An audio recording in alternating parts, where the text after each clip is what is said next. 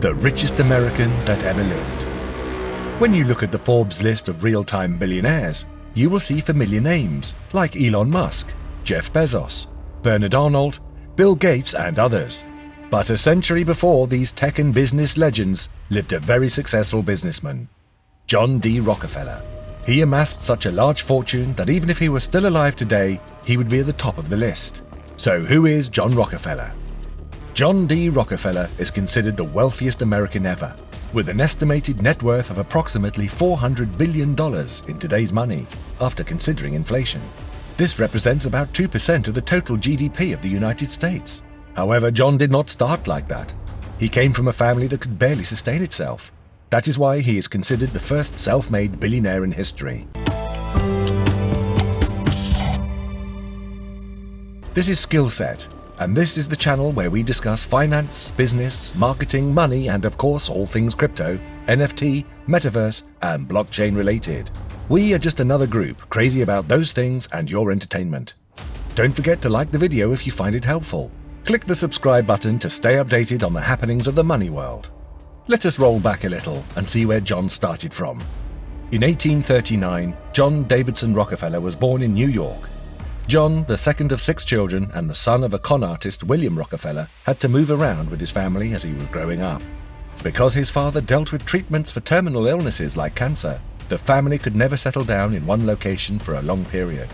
On the other hand, John's mother Eliza was a homemaker and a devout Baptist. She strove to provide some stability at home, despite Will usually being gone for a long time. And because of this, John had to take on a role of responsibility and provide for his family at a very young age. As a result, John did his fair part of the house's domestic chores, supplemented his income by raising turkeys, selling potatoes and candies, and eventually lending people some money. In 1855, he dropped out of school to take a short course on bookkeeping. After the class, he started looking for a job immediately. In September 1855, he finally landed a position at Hewitt & Tuttle, where he worked as an assistant bookkeeper. Do you want to hear a trivial but exciting fact? The man who became the wealthiest in modern history began his career as a full-time worker, receiving a salary of only $14 a month. Naturally, a person's actual talent will shine out despite the environment they're in. John was always someone who paid careful attention to detail. His devout Christian mother taught him the value of being organized and disciplined. His mother also instilled in him the significance of keeping accurate records of his income and expenses. Equally important, when he was a younger man, he could give away 10% of his income to charitable causes, thanks to his solid habits throughout his life. The story of the renowned philanthropy of John D. Rockefeller begins from this point forward. However, we shall delve deeper into that later. John was always looking for opportunities to help him move up in society and make more money. During the 2 years he worked at Hewitt & Tuttle, his responsibilities grew by leaps and bounds as everyone saw how talented he really was. He began as a lowly bookkeeper, but soon he was in charge of complicated deals and started trading commodities. Afterward, John started his own business with Morris Clark when he was only 20. The main focus of the business was buying, selling and transporting vegetables in exchange for a commission. Soon they were also selling grains, meats and other goods. After the first year, his company grossed over $450,000. The US economy went into a slump in 1857.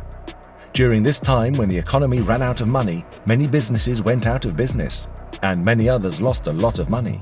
A good businessman is known for how he runs his company not when things are going well, but when things are going wrong.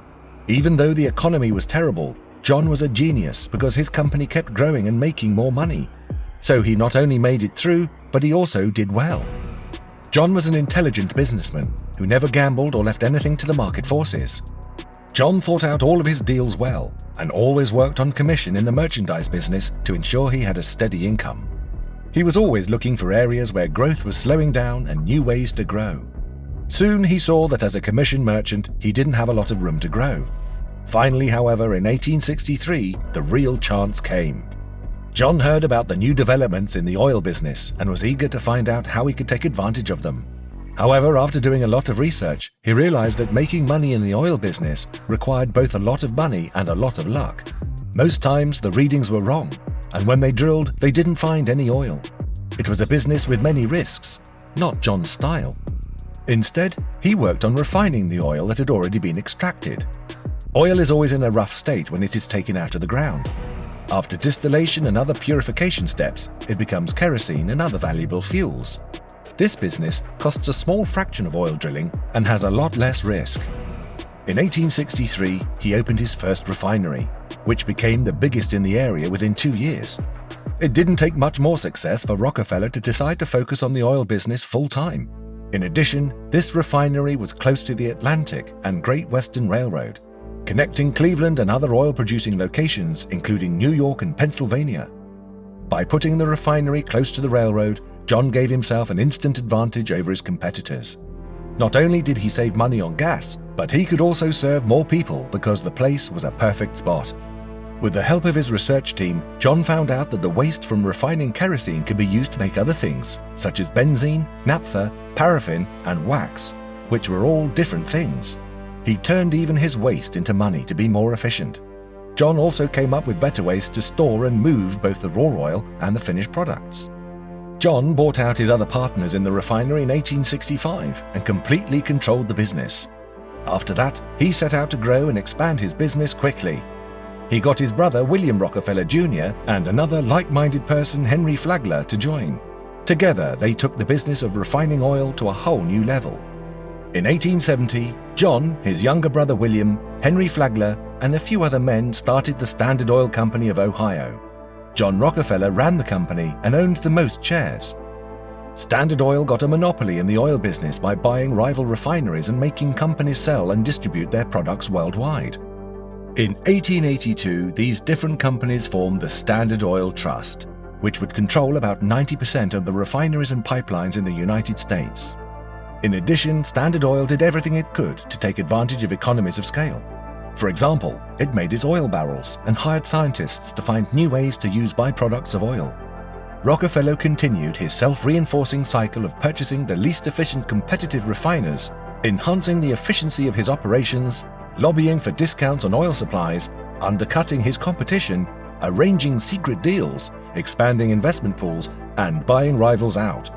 In 1872, in fewer than 4 months, Standard Oil carried out what came to be known as the Cleveland Massacre, which involved the company's acquisition of 22 of its 26 local Cleveland competitors.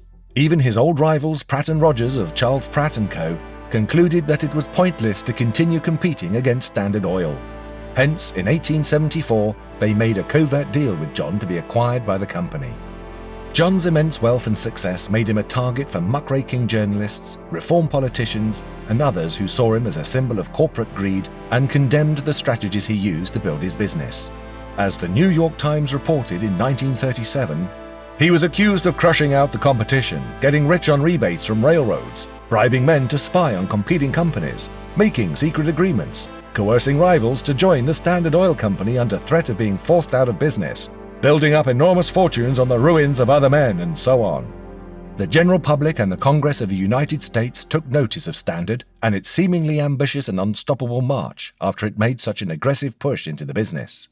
However, the monopolistic activity was not taken lightly, and Standard Oil quickly became the perfect model for a corporation that had become too large and too dominant for the good of society. In 1890, the United States Sherman Antitrust Act was the first piece of federal legislation enacted, and Congress passed it. This act prohibited trusts and combinations that restricted trade. As a result, the Standard Oil Trust was dissolved by the Ohio Supreme Court 2 years later. Nevertheless, the companies included under the trust were quickly absorbed by Standard Oil of New Jersey, which operated as a holding company then. Finally, after many years of legal battles, in 1911, the Supreme Court of the United States found that Standard Oil of New Jersey violated antitrust laws and ordered the company to be broken up. The company eventually broke up into about 30 separate companies. Rockefeller's history of philanthropy began when he was 16 years old and working as a bookkeeper for the first time. According to the entries in his ledger, he donated 6% of his earnings to charitable causes. At the age of 20, he had already donated more than 10% of his total income to philanthropic causes. The majority of his contributions then went to the local church. Around the mid-1890s, John took his retirement from the day-to-day commercial operations of Standard Oil. Rockefeller donated more than $500 million to various educational, religious, and scientific causes through the Rockefeller Foundation. Rockefeller was inspired in part by fellow tycoon Andrew Carnegie. The latter made a massive wealth in the steel industry before becoming a philanthropist and giving away the bulk of his money. Among other things, he was responsible for providing the financial backing that led to the founding of institutions such as the University of Chicago and the Rockefeller Institute for Medical Research, which has now become Rockefeller University. Even with his heavy charitable giving, he remained the wealthiest American of his time and even in modern history. What do you think about John D. Rockefeller? Was he good for having built the oil industry to a capacity we all enjoy today and has helped thousands of people with his philanthropism? Or do you think the muckrakers are right and that he was just another greedy, insensitive and self-centered businessman? Share your thoughts in the comments.